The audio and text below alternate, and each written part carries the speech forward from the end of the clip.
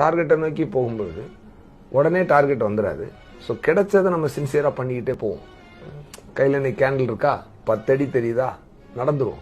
Torch light வரட்டும் நடப்போம்னா ஊர் போய் சேர முடியாது. இதுக்கு எடுத்தாலும் குறை குறை குறை குறை, இது நல்லா இல்லை, அது சரியில்லை, இது கிடைக்கல, என்கிட்ட காசு இல்லைன்னு போது எனக்கு லைஃப் ரொம்ப மிசரபுளா தான் இருந்தது. இப்பெல்லாம் காசு இல்லைன்னு சொல்லக்கூடாதுன்னு நான் ரொம்ப குறியா இருப்பேன். ஏன்னா இல்லைன்னு சொல்லும் போது என்கிட்ட வரவே இல்லை.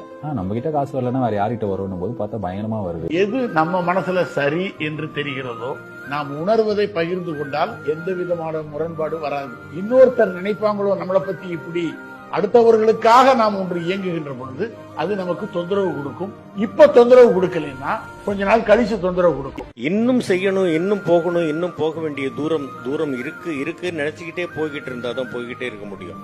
நான் இதை பண்ணிட்டேன் செஞ்சுட்டேன் அப்படின்னு நினைச்சிட்டோம்னாக்க அந்த இடத்தில் நம்முடைய பயணம் முடிந்து விடும்.